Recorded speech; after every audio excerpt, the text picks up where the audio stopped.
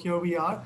I'm very excited to take over as moderator for this session and to welcome three people that it's an absolute pleasure to work with to advance the biotechnology aspect of alternative proteins in India. So really quickly, I'm going to tell you a little bit about these folks. You're going to hear from startups at the frontier of innovation in the cultivated meat and fermentation categories. Biotechnology in India is a thriving industry, and we'll talk more about it over the next several days. But its applications in India's smart protein sector are just getting started. So here with us today, we have three pioneers in their own fields to speak about the role of India's biotechnology ecosystem in leading the charge for the global alternative protein industry. So first, we have with us Dr. Ezil Subayan. She's co-founder and CEO at String, a precision fermentation company pioneering the production of microbial proteins from methane. It's something that I've called alchemy in the past because that's really what it feels like.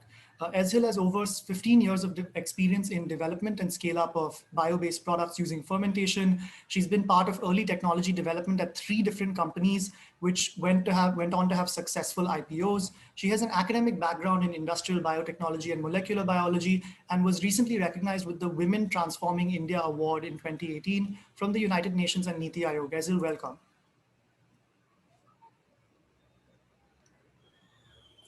Hi, Varun. Good to connect. Very excited about the next few days. Thank you. Pleasure to have you here.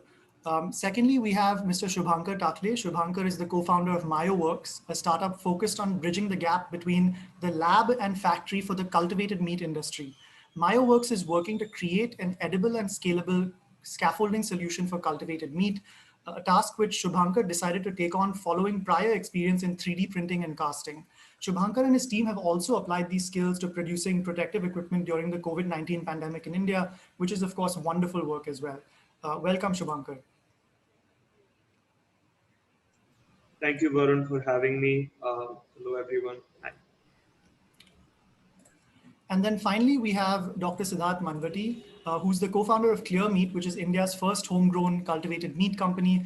Siddharth has over 10 years of experience in the field of molecular biology and cell culture. His research work focuses on the application and implementation of synthetic biology and artificial intelligence. And in association with Professor Pawan K. Dhar, who's his co-founder at Clear Meat, he has mentored several biotechnology startups across India to bridge the gap between their research strategy and market application. Welcome, Siddharth. Thank you for joining us. Hi, Varun. It's a pleasure to be here along with you.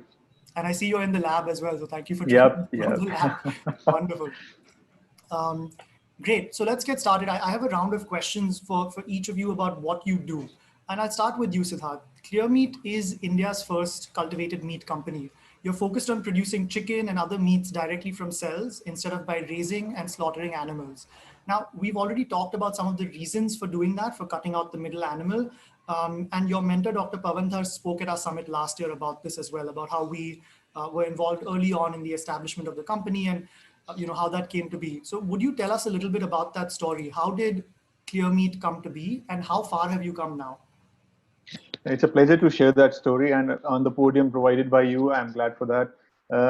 The story began almost 3 years back, when we were more into drug discovery, and the intention of myself being from a biotechnology background and working on drug discovery molecules, the intention was to figure out ways to solve the therapeutic potential of various strategies. And this is how we got across some of the molecular strategies that we are applying right now. And luckily, it was again a GFI at an alternative protein summit that happened in Hyderabad a few years back, when we met with you guys and we understood the potential this industry has and the problems that this industry is trying to resolve. So this is how we figured out a way to basically apply what we were trying to do it in our lab, and we created something out of our notions. And here, this is where we are right now. Last year, we were more into R&D format, trying to figure out what POCs could be better. And today, I can confidently say that we have tasted our first chicken product. In India, we are the first company to do that.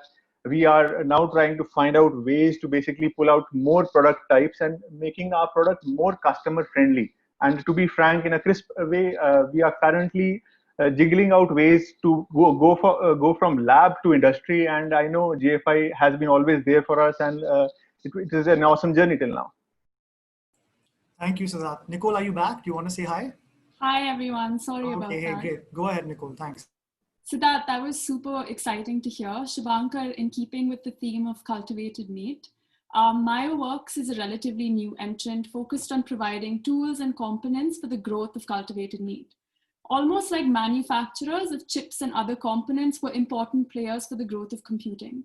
You've had an interesting journey from 3D printing and casting to scaffold development for cultivated meat, including presenting at the Innovators Showcase at the Future of Protein Summit last year. Tell us a bit about that journey. Thank you, Nicole, and thank you, GFI, for providing this platform. I think that is a common thread between Siddharth's story and mine. You know, all good things start at GFI India Summits, I guess. We actually came to the first conference in Hyderabad as Nova. You know, it was me and my co-founder, and we just started this fairly successful 3D printing business, and we were making some money, and we thought, you know, there has to be something better to life than you know, working with plastics and making prototypes. And we thought that how do we bridge that gap between what we want to do and what we can do, and what can affect the world in the most meaningful fashion. So that's how we came about scaffolds. We realized that there is an unmet need here, that there isn't something that this isn't something you can buy off the shelf, like a scaffolding solution that's edible, that's vegan, that's scalable. So you always end up going back to the same things. So we first thought, you know, how can we apply our expertise in working in materials, in working with various manufacturing techniques, and apply them to this space that's frankly a little different. But you know, in the end, materials are materials. You have to figure out, you know, what do the users need, and then how do you provide that. And so that's how we kind of got started. Ever since, you know, it's been an excellent journey. Last year we got to present at the Innovator Showcase, and now I'm talking to these wonderful co-panelists and to you. So we're very grateful for that. And so yeah, in the past year, we've also been able to collaborate and find collaborations with people. I mean, the most prominent, I guess, is Dr. Siddharth right here. He's been supporting us, and you know, we've just signed an NDA, and we're going to move this collaboration forward and see how to make this ecosystem better. In addition to that, we just have received our biotechnology ignition grant. And so we're really excited about that we can internalize some of that research. So, you know, whatever the collaborators add, we have something to add to their research as well. And so we're really excited for that. We're really excited to, you know, build it from the ground up. And it's been great. And thank you, GFI, I guess. Yeah. Thanks, Shubhankar, and congratulations on both the BIG grant as well as the collaboration with ClearMeat. Incredible to see how far you've come. On to you now. String Bio has been focused on building precision fermentation technology to convert methane to protein. You've run a pilot facility in Bangalore for over a year now and are now preparing for the rollout of your first commercial module. What was the genesis of this idea, and what parts have you taken to get here? Thanks, Nicole. Actually, listening to Siddharth and Shubhankar, I was thinking that, you know, String's journey actually started at the other end. So we started when, you know, most people would look at us and say, you want to make protein from what and why? So we started before, and I have to say it's been exciting to see how the whole alternative protein sector has taken off over the last 5 years or so. So our genesis, so me personally, I've worked in the fermentation industry for over 15 years now. Initially started with looking at fermentation for the production of biofuels and bio-based chemicals.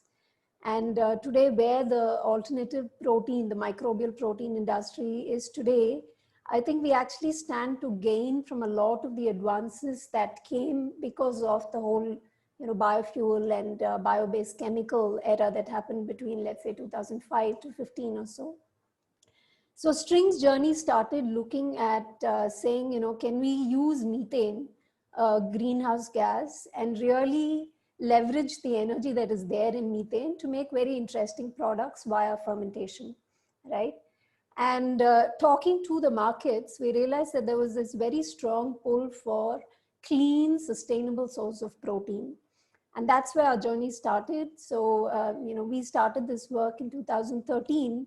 And the first almost 3 to 4 years was spent on really leveraging and building the core technology platform, right? Like everything else in the sector, I think there are clear technology advances that need to be made, whether it's in the case of microbial protein or Siddharth was talking about cell-based meat, right? So I think there are technological hurdles that you need to get past. That's what we've done over the last few years. And then we slowly scaled the technology up. We set up our pilot in Bangalore early last year that can leverage methane coming from both biogas as well as natural gas and make really high quality, clean protein, right? That's also sustainable. And right now, as you said, we're getting ready to roll out a commercial scale plant. So quite exciting. But for me, it's been very, very exciting to see this whole industry heat up. And I think the industry is at a very clear inflection point, and we'll see really exciting things come forward. We've seen it happen in the West, but I think now it's time for these things to take off in Asia and particularly in India as well. Hazel, we couldn't agree with you more, and I'm glad you brought up the point of fundamental technological questions. And with that, I want to go back to Siddharth. Siddharth, you've spoken in the past about how cultivated meat technology is still being developed globally, and any entrant into the space has to grapple with some of these fundamental questions. Would you please lay out some of these challenges and how you are tackling them at ClearMeat? Yep, great question, and Hazel gave a right perspective to that. For any innovation to come up in the market or be market viable, it has three major questions to answer. One is what, how, and when. And when you talk about cultured meat or lab grown or cultivated, what all it is called, the major focus has always been on the how part, because the how is what manages or controls how everything will ultimately fall out or what would be the final outcome. And when you talk about cultured meat specifically, it has three major pain points. The three major pain points being taste, texture, and smell. And all these three have in common how you try to handle those cells or how you try to produce specific proteins. So it all comes down to answering basic molecular biology or animal cell culture based technologies, or figure out ways to give out cutting edge answers to resolve this particular problem. And it's very positive to see that everyone in this industry is collectively working to find out solutions, and everyone has different views and different perspectives to answer that. And we at ClearMeat, when you talk about ourselves, we specifically are focusing on growing chicken cells in cultures, giving them the right texture, and parallelly figure out ways so that we can pull down the cost on the format of growing it in huge numbers. So these are certain key pain points, and ClearMeat, we are resolving these, be it fetal bovine serum or co-culturing cells. So these are certain pain points, and I'm glad to see that be it MyWorks or Easel Strings Bio, when it comes to MyWorks, we are already working in hand-to-hand with various companies. MyWorks is one of them, and we are glad to be part of them and helping them find out ways to make a foolproof product. When it comes to MyWorks, it is more into algal-based solutions and scaffolds, which we are happy to test out, and he knows we are doing that. And apart from that, there are companies which have already approached us from abroad and who want to basically implement their technologies on the strategies that we have adopted. And this gives out a positivity that yes, everyone is aware of the problems and everyone is trying to collectively work to resolve those. Thank you. Thank you for sharing that. As well as the first company in India focused on precision fermentation for bulk protein production, you've had to literally blaze a trail in academic incubation, fundraising, and now we hope in regulatory approvals and go to market. What would you say have been the major hurdles you've faced along the way? So for us, Nicole, I would put it as two key hurdles. When we first started, it was more about market awareness and market acceptance, right? I remember presenting to the very first big grant in 2015, trying to tell them that we wanted to make single cell protein. And, we had all these arguments about, oh, there's protein, it's so cheaply available, nobody wants protein. And now the conversation is very, very different, right? So I think the first hurdle is the market awareness and market acceptance have really come a far, far way the last few couple of years. The second and very critical for us was, and still is, investor awareness and investor acceptance. Because, see, I mean, traditionally, unfortunately, it's always, most investors are not very open to technology-driven work coming out of India, right? And it's only now that the conversation is changing. So when you say, hey, I want to combine technology-driven work and bring a product to a new market that is coming up, but that really, even though the gaps are there, the requirements are there, I think the investor acceptance and awareness early on was one of the big hurdles for us. I want to say that is also changing. I mean, recently, even with the GFI events, I've started to see more and more folks from the investor community in India participate and really take a key role in some of this. So I see that changing, but I would quickly summarize it as those were a couple of the big hurdles for us, right? And working through what we needed to do in terms of product validation, getting the product out in the market, and convincing these folks, because they had to come along for us to be able to commercialize our product and bring it to market. So I think those would be what I would point out. Thank you for that. And I think those are all really relevant inputs for any entrepreneurs watching this session right now. And speaking about niche markets and long innovation lead time, Shubhankar, we're going to go to you. Smart protein is just getting started in India, and some skeptics would argue that based on where the market is now, that you're working in a very niche application. What has informed your laser focus here, and how has the relative lack of market maturity impacted your progress? So I guess the first point about the laser focus and why we think that this is such an important problem, I think Siddharth alluded to how there are key three questions that we have to answer when it comes to cultivated meat. And the one thing that he said was texture, and that is a super important part of meat, right? Meat is deeply cultural. People have memory of what their first bite of chicken was and how it tastes and what the texture is and their favorite keema place. And those are important, and we need to kind of assess that's an important thing that requires our attention. Texture that requires our attention. Without that, Good Food Institute and like animal rights organizations have tried for years and years and years, saying meat is bad for you, meat is bad for the earth, meat is bad for this, meat is bad for that. Yet the world keeps consuming meat, and so we have to find a better way. The better way does seem that okay, here take a product that you can have your meat and then still not have all these bad consequences. And so that really drives me. I think this is where we can make the most impact by developing these key technologies. As Dr. Ezel also pointed out, that this is this is wheel building time. Right? We are not reinventing the wheel. We're inventing new kinds of wheels. And also Siddharth also said that there are several people trying out their own approaches.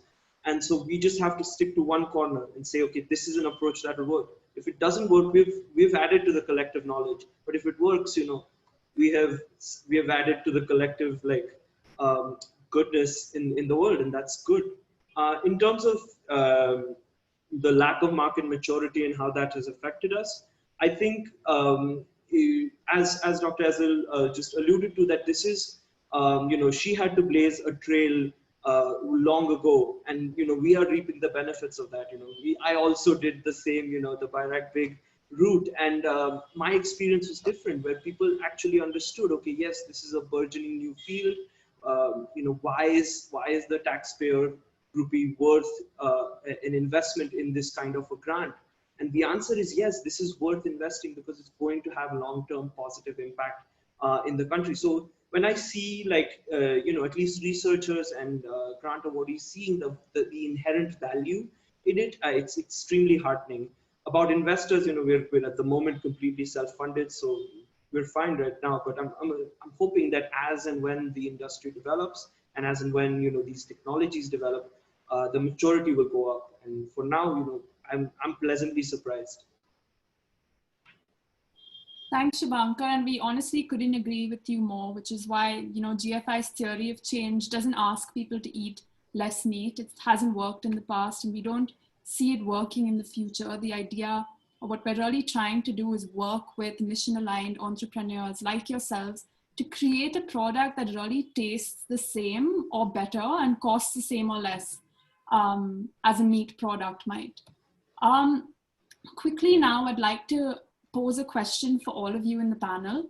What would you say is your biggest challenge to achieving continued progress and your goals over the next 5 years? And what is making you hopeful that we will succeed in our collective mission to create a protein diversification over the next decade? So if we could just go Siddharth, Shubhankar, and then Ezel, please. Yep, great. It's the 5-year approach is the right approach as of now, because when you talk about us specifically, the challenge that is stopping us, or I personally feel is stopping the whole community from multiplying or coming into the market, is the customer awareness. Ezel rightly pointed, investors have started showing interest, and there is a positivity within the community, be it India or abroad. But apart from what we are doing, there needs to be more awareness within the community, which is happening specifically in India. I can see how GFI is progressing on those lines, and we get those ground feedbacks or ground realities when we talk to people. So it is making an impact, and it will have it has its own time span, and it will take its own turnaround time. But parallelly, we need to collectively work and figure out new strategies and new ways, which we are again working on, in order to make more foolproof and policy-friendly products. Because when it comes specifically to India, it considers itself as a non-GMO country. And for keeping that policy in mind, it becomes pretty hard to convince these policymakers to promote our products. So these are certain ground challenges which we have to face. And it can only be achieved once we start focusing collectively. And I think that is the right way to go about it. Shubhankar, if we can have your inputs here. Yeah, so I think in terms of challenges, everyone's addressed the fact that there are some technological challenges that we need to address, but that's on a global level. Like, we need to figure out and we need to make sure that each of those pockets are checked off, and I think that would be a significant challenge. But at the same time, policy, like, it does come down at the end of the day to rules and regulations. They can make or break any industry, any organ, and anything. Just the panel before this, I saw in plant-based, they were talking about whether you can label plant milk as milk, and they have had these similar conversations in terms of cell-based meat abroad, about how is cell-based meat at all, etc. We think that these are important considerations, but we need to err always on the side of promoting alternative proteins. So, like, these are important policy questions. Labeling is important, and we need to figure out how to do that.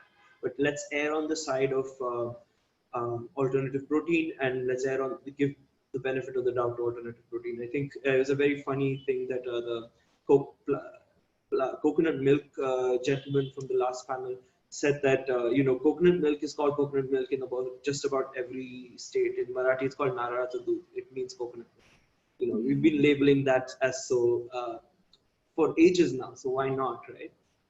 Yeah, I think that's the biggest challenge. Thanks, Shubhankar. Ezel, if we can just have you round out this panel for us, please. Sure. So for us, Nicole, I think one thing I will say is I think we are ready for our product to hit the market, and the market is ready for us. And fortunately or unfortunately, I think 2020 has highlighted that sustainability is key. Almost every day we're hearing about the impact that the current manufacturing practices, and I'm including agriculture also in this, right, that can have on the environment, and that we need more sustainable, cleaner ways to do it. So for us, if I look ahead, the goal that we have, the opportunity that we have, is to quickly scale our production, right? So today we have a pilot that's putting sizable volumes of product out, but we now need to quickly scale production when the conditions are, kind of a perfect storm for these products to enter the market. And so that's what I would like to see, for more and more string products to kind of hit the market. And I'm hoping that, we've had multiple discussions on regulations, particularly with Varun, particularly with GFI, and I know you guys are working on it. I'm hoping that given the conditions that are there in the market today, those hurdles can be overcome for us to really put sustainable, clean protein in the market at cost-effective prices, right? I think that is also a key factor, and that's what we're looking to do, and that's our goal for the next 5 years. Thanks, Azul. Super, super excited about all of this. I'd like to just... Nicole, sorry, just wanted to add one more point. Course, Extremely sorry. No, I remember one of the discussions I was having with Mark Post, and we were just talking about number of companies and number of ideas being promoted globally.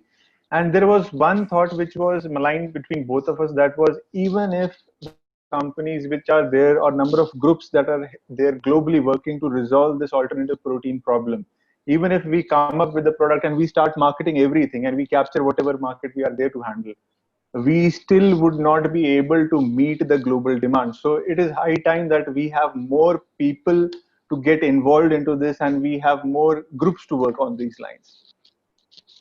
Thank you for that. And yes, couldn't agree more. I'd just like to take this opportunity to very quickly thank you, all three of you, for your time today. We're looking forward to a continued partnership as you build out your vision for your companies over the next months and years. And thank you to our audience for your interest. Unfortunately, we won't have time to take questions during the panel discussion, but please connect with our team and the speakers in the social lounge or over email or LinkedIn. Thank you so much, everyone, for your time. Thank you, everyone. It was a pleasure. Thank you, everyone. Thank you. Thank you.